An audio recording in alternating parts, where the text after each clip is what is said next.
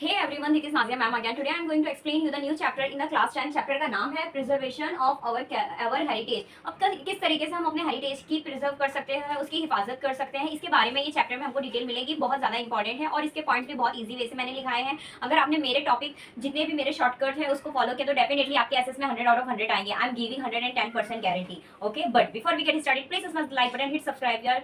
You are watching on MSK Learning Shorts, MSK Education Center on Play Store. Let's begin. So the first topic is necessity of preservation of cultural heritage. First point क्या है? Our heritage is a identity of a nation. जो हमारा heritage है वो एक identity है। किसकी identity है? हमारी nation की है। The country which ignore it doesn't any future as heritage in our हमने इसकी जो हिफाजत है इसको अगर हमने इग्नोर किया तो ये आने वाली जो जनरेशन है उनके लिए सही नहीं होगा। उसके बाद आता है heritage act as a guide to decide the direction of our development. Heritage हमको क्या गाइड करता है? Decide to direction of our development. हमारी डेवलपमेंट की तरफ हमको एक डायरेक्शन, हमारी डेवलपमेंट की तरफ हमको एक डायरेक्शन बताता है। Okay, it is necessary to bring awareness among the people regarding the damage done to the places of cultural and natural heritage। और ये बहुत ज़्यादा हम जितने भी हम लोग हैं वो सबके अंदर एक अवेयरनेस होनी चाहिए। अगर हमने सही तरीके से हिफाजत नहीं की, हमने लापरवाही की तो ये हमारे को मिला है लेकिन हमारे आने वाली जो जनरेशन है उनको नहीं नसीब होगा, उनको प्रॉब्लम होगी। इसीलिए इसकी हमें हिफाजत बहुत ज़्यादा करना चाहिए और बहुत ज़्यादा ज़रूरी है। इसके बाद जो इंपॉर्टेंट टॉपिक है वो है preservation of heritage and measure to conservative.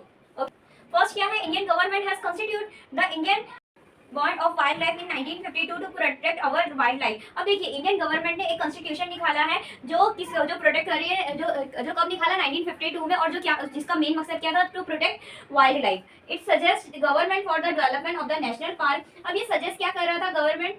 अब ये सजेस्ट किस चीज के बारे में कर रहा था? Development of the national park, zoological park, sanctuaries, ये सब के बारे में। ओके बेटा, awareness for the protection of wild life, ये सबकी प्रोटेक्शन के बारे में आप बता रहा था। इसके बाद आता है new national park, wild life sanctuaries and bio reserves have been established. ये तीन के तीन यहाँ पे एस्टैब्लिश किया गया है। 4 पॉइंट क्या है? Wild life protection act in 1972 give a firm status to the national park, sanctuaries and the bio reserve. Okay, wild life protection क्या है? ये एक्ट करता है 1972 में और ये national park, sanctuary, bio resources, ये सबके जो स्टेटस होता है ये सबको काफी एक आगे की तरफ लेके जाता है। Strict law of our country have been form. काफी स्ट्रिक्ट जो लॉ है वो बनाया गया है। मतलब कि अगर हम वहाँ पे जा रहे हैं और अगर हमने उसके वहाँ की चीज़ों को डिस्ट्रॉय करा या किसी ने कुछ डिस्ट्रॉय करने की कोशिश की तो इसके खिलाफ गवर्नमेंट स्ट्रिक्ट एक्शन लेगी। ओके, बहुत इंपॉर्टेंट पॉइंट है और बहुत ईजी लैंग्वेज में मैंने लिखाया है, ये लर्न कर लेना। डेफिनेटली इससे रिलेटेड क्वेश्चन आएगा, आप अटेंड कर लोगे। ओके, इसके बाद आता है ancient memorial and archaeological sites. Point क्या है? The more dangerous and the harmful factors arose in the way of the heritage. सबसे ज्यादा जो डेंजरस और हार्मफुल फैक्टर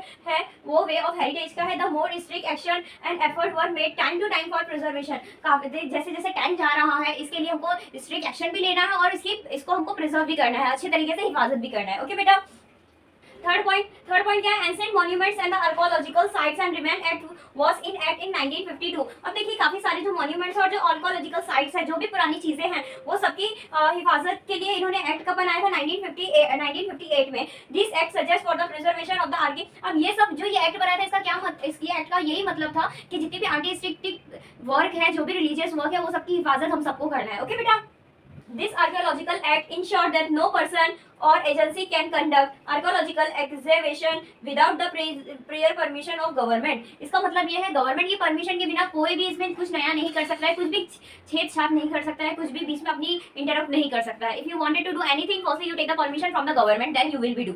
ओके, इसके बाद नेक्स्ट है Taj Mahal of the Agra is one of the 7 wonder. Taj Mahal, इसमें 7 वंडर में ताजमहल हमारा आता है, उसकी भी हमको हिफाजत करनी चाहिए। Air pollution cause by the Mathura oil refining. अब एयर पॉल्यूशन किसके थ्रू कॉज किया होता है बेटा? कॉज हो रहा है Mathura oil refining and fast growing nearby industry turn the white marble pale and dull. अब जिसकी वजह से बेटा जो ताजमहल का एकदम व्हाइट मार्बल है ना, वहां से रिफाइनरिंग आ रही है, मतलब जो एयर पॉल्यूशन आ रहा है जिसकी वजह से जो भी व्हाइट मार्बल है वो सब आहिस्ता आहिस्ता डल हुआ जा रहा है। तो ये सबकी भी हिफाजत किसको करना है? हम सबको करना है। ओके, जितने भी इंडियन सिटीजन है वो सबको करना है। ओके, वो मोस्ट इंपॉर्टेंट टॉपिक है, आने के चांस पक्का रहते हैं। ओके, इसके बाद cleanliness and preservation of the picnic spot. अगर आप पिकनिक स्पॉट पे जा रहे हैं तो आपको क्या क्या करना है? डू नॉट यूज प्लास्टिक, हमने प्लास्टिक नहीं यूज करना है। और जो पिकनिक स्पॉट की जगह उसको गंदा नहीं करना है, वहाँ डस्टबिन होती है उसको यूज करना है। Don't spoil historical monuments either by writing और ड्राइंग पिक्चर। और जितने भी मॉन्यूमेंट्स आप देखिए वहाँ पे अच्छे अच्छे स्टैचू बने रहते हैं, मूर्ति बनी रहती है, वहाँ पे आपको ड्राइंग पेंटिंग नहीं करना है, ये सबसे बहुत गंदा हो जाता है, ये सब हमको नहीं करना है। ओके बेटा, water should be properly dispose of. पानी अगर लेके जा रहे हैं तो पानी का सही तरीके से इस्तेमाल करना है। ओके बेटा,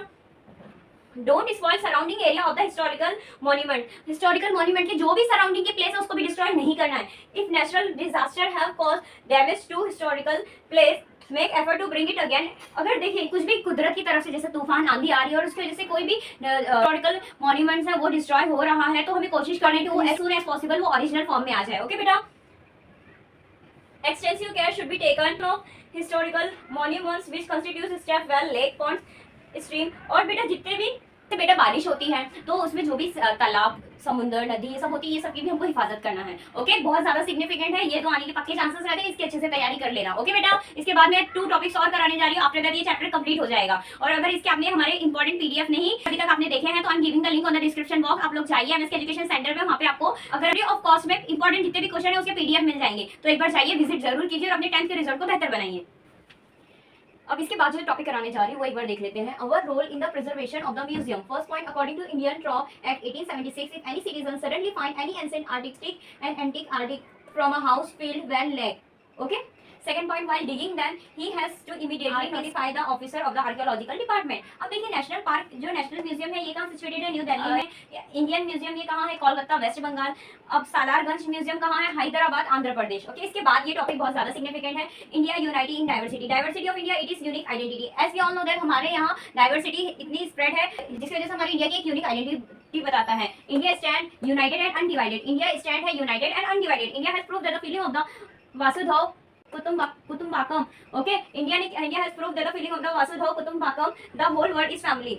पूरी जो होल वर्ल्ड है is a family. India has spread religious tolerance and secular across the world. India ने क्या स्प्रेड किया है? Religious tolerance and secularism across the world. Swami Vivekananda ने कॉन्फ्रेंस, वर्ल्ड रिलीजियस कॉन्फ्रेंस में कहा था, I am proud to say that I represent the religion that has taught the lesson of tolerance and compassion and universal fraternity to the world। अब India is a land of the multi. As we all know that हमारे India में बहुत किस्म के मजहब हैं, हिंदू है, मुस्लिम है, क्रिश्चियंस है, ये सब है और सब अपने अच्छे से रह रहे हैं। सबसे अहम चीज ये बताता है कि हमारे यहाँ एकता है। हमारे यहाँ कोई भी ऐसा नहीं कि सिर्फ मुस्लिम को ही पूरी 100% फ्रीडम है, हिंदू को नहीं है, या हिंदू को ही 100% फ्रीडम है, या हिंदू को ही ये हुकूक, ये राइट्स मिले हैं। नहीं, हमारा जो इंडिया है यहाँ पे हर धर्म को एक ही नजर से देखा जाता है, हर जो कास्ट होती है उसको एक ही नजर से देखा जाता है और सबको पूरा हक है अपनी लाइफ में आगे जाने का, एक दूसरे की हिफाजत करने का। इसीलिए हमारे हिंदुस्तान को एकता भी कहा जाता है कि जो एकता हमारे हिंदुस्तान में है वो एकता कहीं और नहीं है। ओके, तो यहाँ चैप्टर मुकम्मल तौर पे कंप्लीट हो गया है और यहाँ पे मैंने लिखा है सब बहुत ज्यादा सिग्निफिकेंट है। आप लोग इसकी अच्छे से तैयारी करिए, डेफिनेटली एग्जाम में आप 100 आउट ऑफ 100 आप ला सकते हैं। And thank you so much for watching this video.